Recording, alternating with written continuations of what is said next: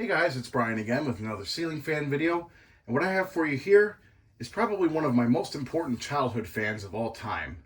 This is a 48-inch Babe Ruth spinner made by ViewFan in April of 1990 and sold at Builder Square.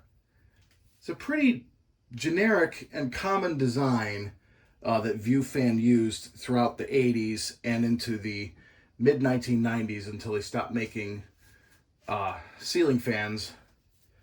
But this particular size is not quite as common. Most of the ViewFan spinners that you see are either 36 or 42 inch. This is a 48 inch. This is one of the bigger fans.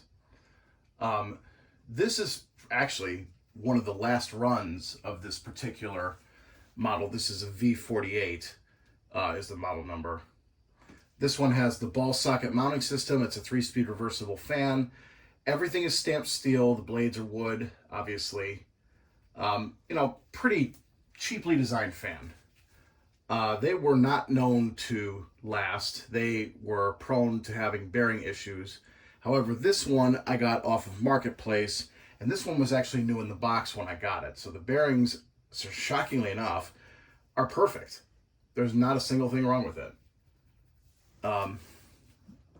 Get you a little bit closer so you can see it. The paint on this fan is immaculate. Obviously, it was wrapped in plastic in the original box. The blades are in good condition. And it even has the original pull chain. And these are light kit adaptable.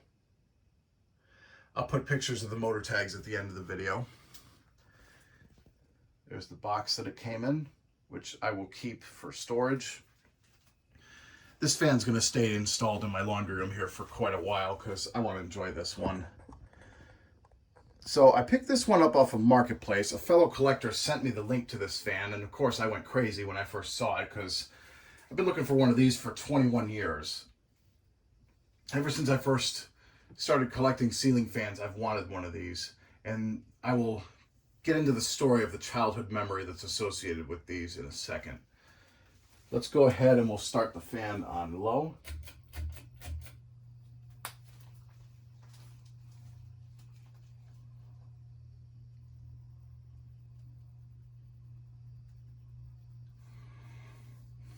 It does have a bit of a hum to it. I mean, that's pretty common for a inexpensively made spinner fan.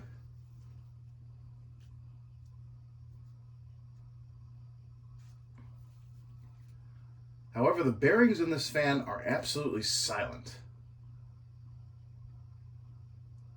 Which is kind of a shocker because most of the time you find these new in the box, their bearings are absolute shit right out of the box. Not this one. It's moving a pretty decent breeze on low. These were definitely good performers.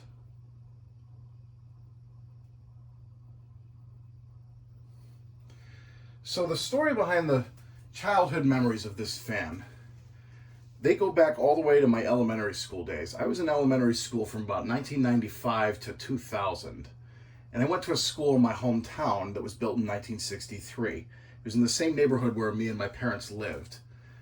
So I literally could walk to school. It was like right down the street from my house. Now, in this building, they didn't have the world's greatest air conditioning in the old wing. It was an old building. So in the 90s, obviously the early 90s, because this one's from 1990, they decided to put ceiling fans in the building.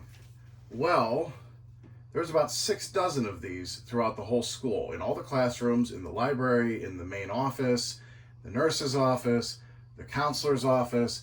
Every room in the old wing of the school had one of these fans, if not more. The classrooms had anywhere from 4 to about 8 of these per classroom, depending on the size.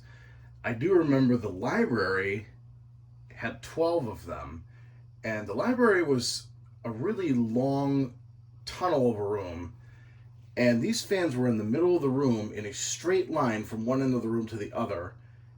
12 of them. It was a really cool install, and they always ran on low. None of the teachers ever ran them on anything but low, except for the counselors and one of the tutors that had the windowless rooms that had minimal ventilation and no windows. They had one fan per room, and they always ran them a little bit higher because obviously those rooms were really hot.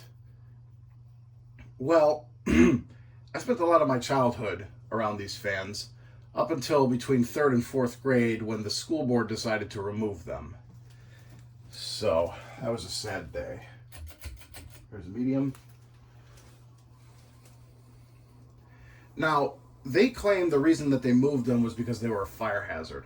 I don't know if I believe that. It could have been the case. I'm not entirely sure. It's got a little bit of a wobble to it, but it's moving a pretty strong amount of air. These are definitely good performing fans. I can even remember sitting in the classroom and these fans kept us real comfortable, especially on those really hot days later in the spring and in the fall when we would come back from summer break. Now, like I said, the school board decided to remove them because they said it was a fire hazard. I guess the fire marshal or somebody said that they were a fire hazard, some building inspector or whatever. I don't know if I believe that, but I do remember that the fans in the classrooms were all on one switch with the lights. So they could have been incorrectly wired, for all we know. I don't know. All I know is that they all disappeared, except for the fans that were in the windowless rooms. Those initially disappeared, but I guess the custodian saved a bunch of them back. And the teachers from those rooms wanted their fans back, obviously, because those rooms were stifling hot. So the custodian put a few of them back up. So they didn't disappear forever. And actually, one of those rooms, I used to take math classes with this one woman who was a tutor. And she had one in her room, and she knew how much I loved it. So it was always a real treat to go in there and see that fan. But yeah, these are the fans from my childhood. Here's high speed.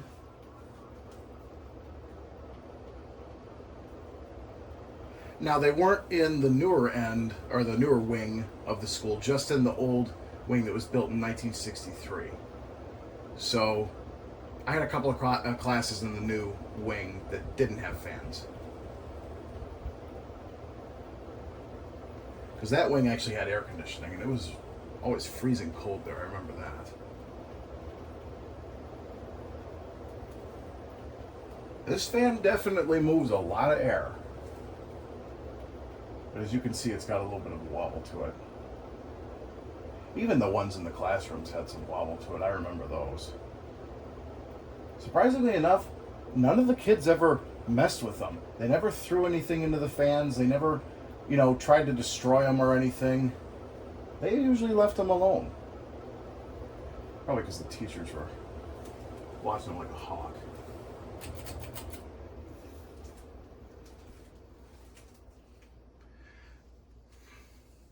I do have one particular memory. We used to have this festival every year.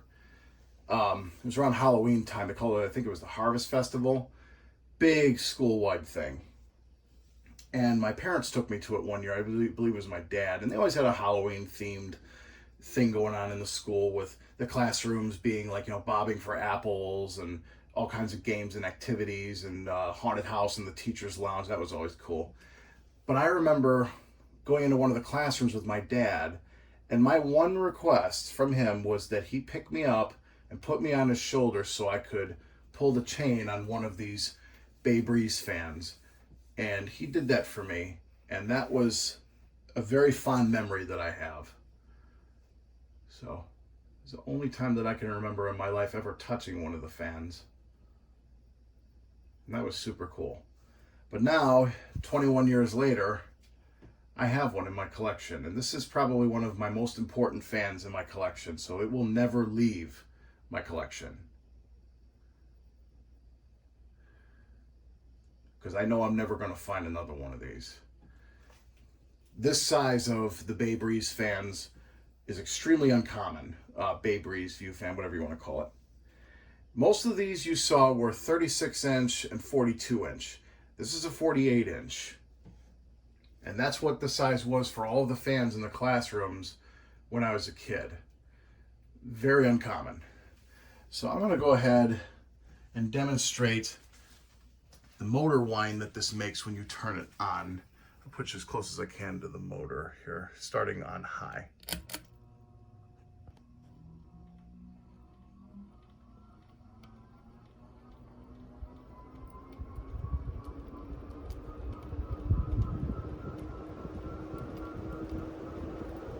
Got a pretty cool startup sound to it. Kind of reminds me of a jet engine starting up. You can see this thing is no slouch. It's moving quite a bit of air.